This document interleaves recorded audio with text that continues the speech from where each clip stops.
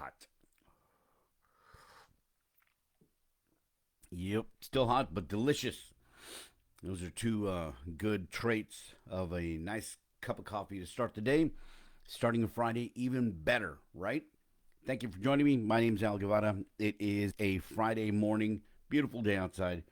Who knows what's going to happen with the weather today or next couple of days, but we'll focus on today. We'll focus on what we're talking about today. And today, we are talking about momentum. I found this article on success.com that I'll be sharing the link to right now on our comments. So you can check that out for yourself. If you don't have time right now, come back, check out this article, and look at what's offered. Look at what's offered. What we're going to be discussing today when it comes to momentum. So here we go. It's written by the Success staff, and we're talking about ways to create momentum in your life. Are you stagnant? Do you feel stagnant? Are you trying to reach a goal and you just you can't go get over that hump? It's almost like when you stop a car just short of a curb, right? Especially if you're going in reverse, like it happened to me yesterday. I was backing up our vehicle and I stopped with the front wheels right off the edge of the curb, right? So to get over that curb, you need a little extra power, a little extra push, right? So today we're going to be talking about ways to create momentum in your life. It may be something, just that little extra push you need to get you going in the right direction, or you're already headed in the right direction, but you just need that extra little, impetus to get you going. Get that kinetic energy going, right? You want to make sure that the process is moving forward and moving closer to your goal, to your dream, to your destination, right? Here we go. Number one, set powerful goals. The most important benefit of setting goals isn't achieving your goal.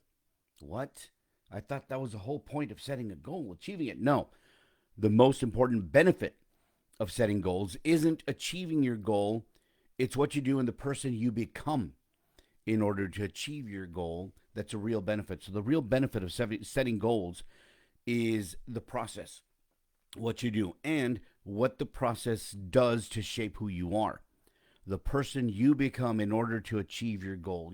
We're talking about it's like how sweet it is to finally achieve something. Yeah, the person who's saying that, the person who actually achieved the goal and actually was able to accomplish what they set out to do, was forged by the process. So set powerful goals. Number one says goal setting is powerful because it provides focus. It shapes our dreams. It gives us the ability to hone in on the exact actions we need to perform to achieve everything we desire in life. Goals are great because they cause us to stretch and grow in ways that we never had before.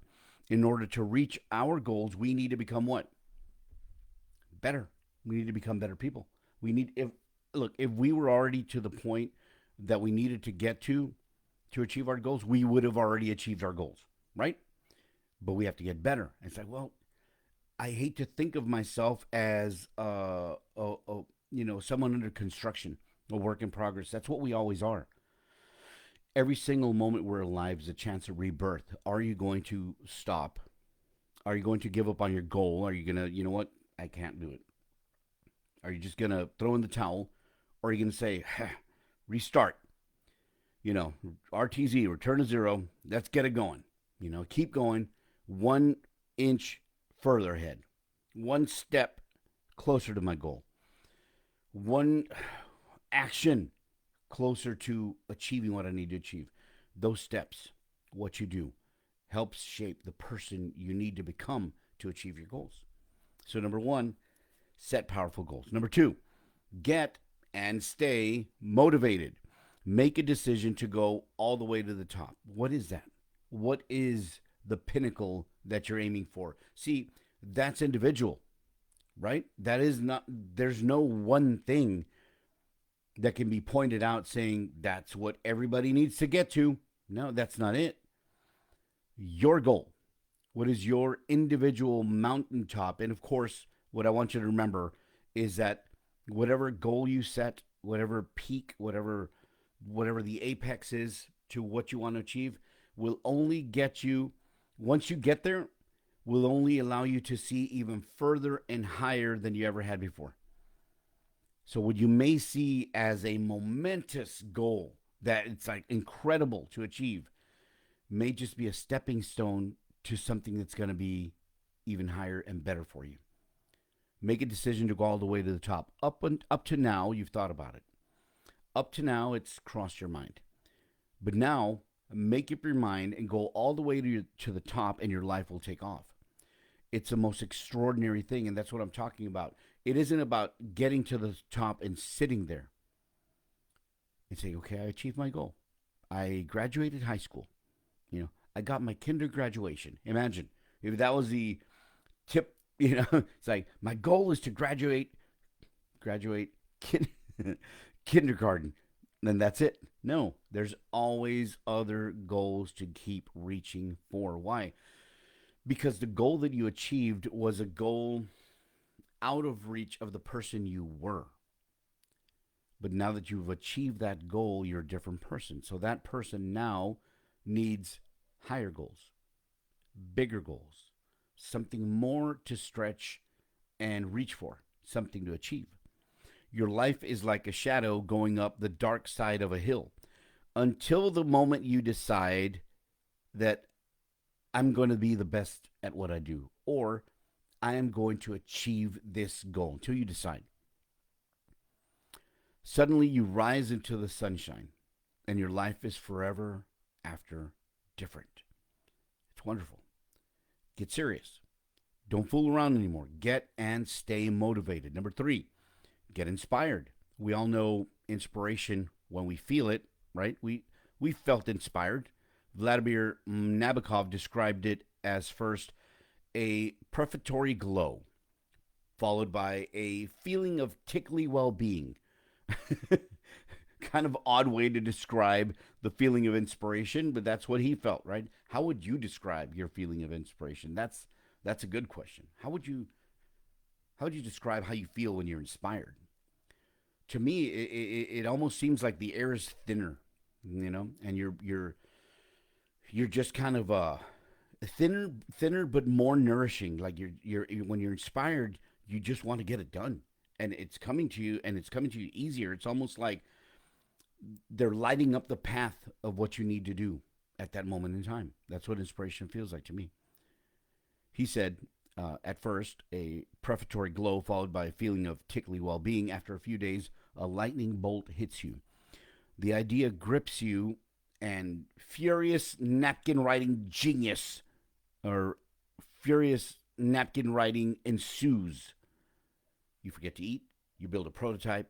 This kernel starts a nuclear chain reaction that fuels a lifelong undertaking. Now, these are huge things that they're talking about, but I like to see it more in the intimate, right? When you get that, the idea and the furious napkin writing, and you do something, and it's the kernel starts a nuclear reaction. It may not fuel a lifelong undertaking, but it may fuel that right then and there. Like it may be a short sprint to something that you're trying to achieve, not a lifelong marathon. Yes, that may be part of it, but the initial inspiration that I like to focus on is now, because short steps get you a long way. Pasos cortos, vista larga, right? Long distance sight, vision, short steps. It'll keep moving you forward. Okay, it's not always that profound. Sometimes inspiration takes you only as far as, I think I'll have another cup of coffee. That's, the minutia of inspiration. Like its cousin, motivation, inspiration seldom bowls you over. In its more common form, it's a gentle hand on your shoulder, but it always moves you forward. It's almost a gentle hand on your back, Just not a reassurance, more of a let's go, keep going, keep going. I know when I was in boot camp, one of the PT tests was a lot of running. I'm not a big runner, I love to walk, not a big runner. But there's this one guy who was a little out of shape more than me. I wasn't like I was a gazelle, right? So I wasn't in the leading of the pack, but I was going. I was slow and steady, right? This guy was he was struggling. We didn't particularly get along, but you know what I mean? But he was struggling, so I just stayed next to him and, hey, come on, dude, let's do it. Come on, let's just finish it up. I don't know if he appreciated it or didn't care or whatever, but I was there. So I offered that little help, figurative. I didn't put my hand on his back, right? But I was like, come on, dude, let's finish it up. So we did it. Get inspired. That's number three. Number four, learn good habits. If we don't learn good habits, life becomes more difficult. We have a choice: get hard on ourselves so life becomes easier, or get easy on ourselves, resulting in life getting harder. Look, it's a basic choice, right? Take it easy, life's going to get harder. Be a little hard on yourself to make life easier. Choice is yours. I'm not saying the choice is easy or the undertaking is easy to succeed. But if you learn good habits, it may make it easier. Successful people chose, or rather, choose good habits over a stagnant life. At first, it might not seem like you're accomplishing much, but don't be fooled. Like they say, small hinges open big doors. Not all good habits are created equal, obviously. Some are more powerful than others. See the ones that will strengthen your confidence, help help you get what you want, and result in a satisfying journey. Those are the good habits you want to embrace, right? Taking responsibility.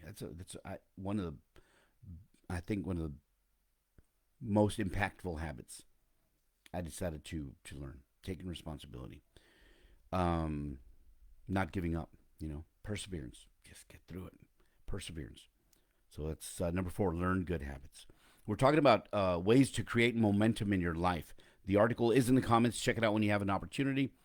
And we continue. Number five, commit to improving yourself. These little chats, when we talk about motivation, inspiration, momentum, things like that, it's just I'm trying to rewire my brain to be able to focus, to be able to succeed.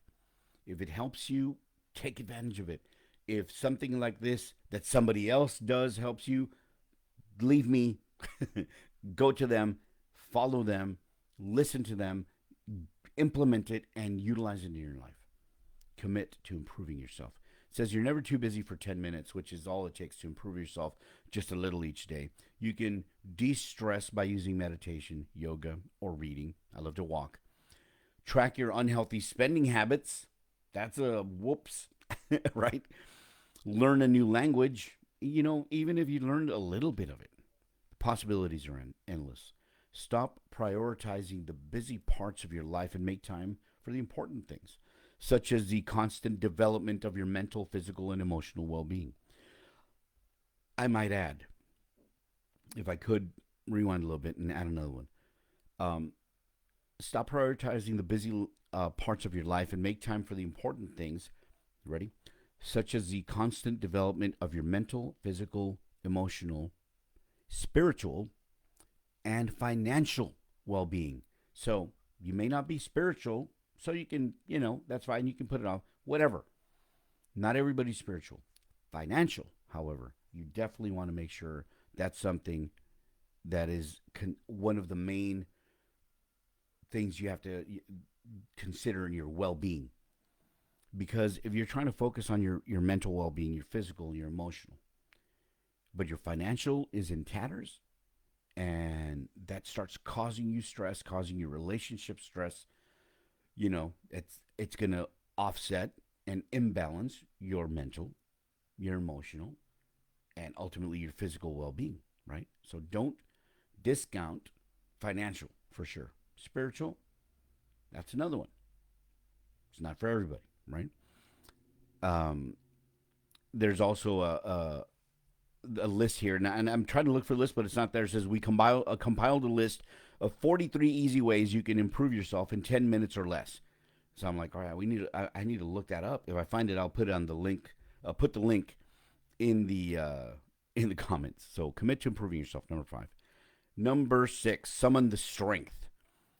Have you ever held back from making a change or taking a chance, afraid of what might happen if you did? I'm fairly certain a good majority of people have. Hold back from taking a chance or making a change, afraid of what might happen if you did. Have you ever stayed silent when there was something you really wanted to say? On a couple of occasions, yeah. For the most part, no. I find it difficult to stay silent. I know, shocking, right? Um, you stayed silent when there was something you really wanted to say. You were scared of ruffling feathers or being rejected. Have you ever thought of yourself, I wish I just had the guts? If you have, you're not alone. As human beings, we're wired for caution. We steer away from situations that expose us to the possibility of failing, losing face, or, this is a big one, looking foolish. That's a big one. I used to do it for a living. Got paid for it. Our desire for safety and certainty pulls hard against our desire for growth and adventure. But growth and adventure are, man, that's something you got to embrace. Growth and adventure, even just growth. If I only had the courage, we often say to ourselves, as though courage is something only a lucky few are endowed with. And that's not the case. It's not true. Within you lies all the courage you'll ever need to make that change or take a chance. In your work, relationships, life, you just haven't learned how to access it yet. And I'll say it again, we're all built around a core of strength. Everybody, every single person is built around a core of strength. Either we can add to it through personal growth and personal development, make ourselves stronger, make ourselves more confident, give ourselves the ability, self-assurance, the skill and the knowledge to build up our courage, our core of strength. Or you can just blop, blop, blop, fear, anxiety, what ifs, depression, and just like wet rags over that core of strength. Not getting stronger, you're dampening it. So what are you going to do? You have to choose. Again, it goes back to every single moment we're alive is a chance of rebirth. You have to make the choice. Just one time. Make the courageous choice just one time. And once you do it one time, you can do it again because you already did it once. It's just that first step. Take that chance, the decision of courage, one time, then do it again. Once you've done it twice, guess what? You can do it again. And the more you do it, backing it up by being more courageous, developing yourself, changing the person you are into the person you want to be, it's going to be easier to make that choice and be courageous. So again, number 6, summon the strength. It is within you. Core of strength. Remember that. Number 7, act brave. Act brave. Act. Yeah. If you're afraid, count down. 5, 4, 3, 2, 1. 3, 2, 1 if you want. Then act brave. 3, 2, 1. Boom. You're giving yourself that go, right? At the heart of everyday courage is a choice. Like I said, right? Choice. 5 seconds of courage. That's what they call it. 5 seconds at a time, you make a decision to do, say, or pursue what's truly important to you.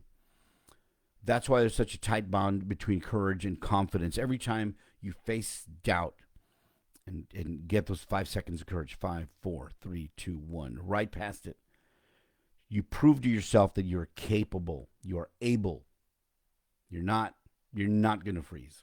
You're proving it to yourself every time that you beat fear in 5, 4, 3, 2, 1 to do it anyway. 5 seconds of courage. You display inner strength. 5 seconds of courage to talk to somebody, to say no. You know how difficult it is to say no for some people? They can't say no. Imagine living a life where you can't say no. Sorry, that's not my life. You know what I mean? Every time you 5, 4, 3, 2, 1 and smash your excuses, you honor the greatness inside of you that wants to be heard. What a great line.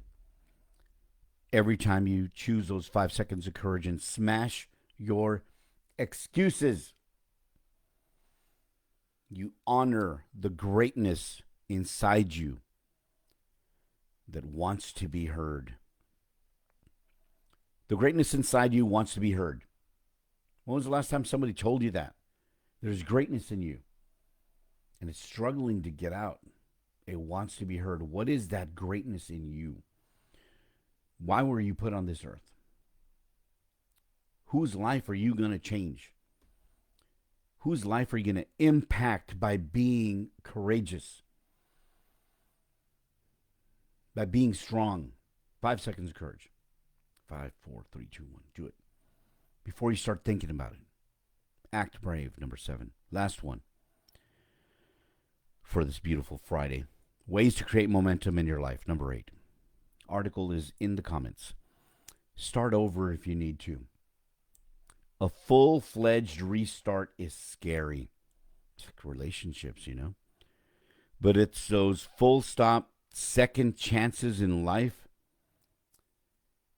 end up being monumental breakthroughs in people's lives sometimes. It's those full stop second chances in life that end up being monumental breakthroughs in people's lives, just because something didn't go your way, just because something didn't turn out the way you wanted it to, doesn't mean that's the end of the world. Either what you're doing can be rectified by changing what you do, adapting who you are, or it's not for you, and there's something better waiting for you. Your purpose, your why. When that fear strikes you, don't expect it to go away. Fear is a terrible thing. Dramatic restarts will always cause doubt, worry, uncertainty, and fear.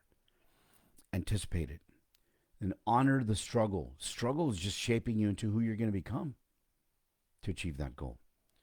Expect there to be hardship and decide that you will meet it as an opportunity to grow and show the world what you've got, who you are. Many people will never be known by anybody outside of their immediate family. Who are you? Let the world know who you are. It's how deep are your footprints going to be in the sands of time? Some are way deeper. I may never get there, and that's fine. But I'm not going to be a paper-thin footprint in the sands of time that's going to be wiped clean by the softest breeze. Honor those big steps outside of your comfort zone because they will make you better. We're talking about eight ways to create momentum in your life. Good stuff here.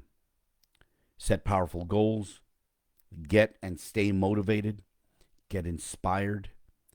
Learn good habits. Commit to improving yourself. Summon the strength. Act brave. And start over if you need to.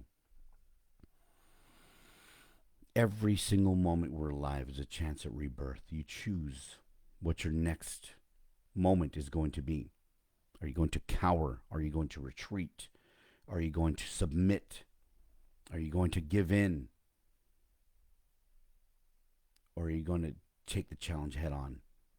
Face it. Step up. Step forward. Step into the battle. Forge ahead. Become a better person. Every single moment we're alive is a chance at rebirth. Be reborn into who you want to be, even if it's slowly but surely. But do it. That inner core of strength inside you is there. Tap into it and become the person you need to become. Become the person you want to become. Here's a funny thing. The person you want to become, the person you envision yourself, that's who I want to be. When you start developing yourself and you start getting closer to that person, you're going to realize that's not who I want to be. And you wind up becoming the person you were meant to be. But you can't get there by being stagnant, by not making choices that are going to get you closer to that. Keep moving forward. I hope these conversations, these chats help you in some way, shape, or form. I do them as much for myself as I do for anybody watching. Want to rewire my brain to get on the right mindset and grow. Become the person I'm meant to be. Knowledge is power. Imagination is king and intelligence your weapon. Read a good book today, enrich your mind, and more importantly, take action. I hope to be back on Monday with another topic to discuss. Hope you have a wonderful weekend. Enjoy the outdoors, get some nature in you, right? Some vitamin D, some fresh air, and some family time if you can. So until the next time we speak, we'll be talking.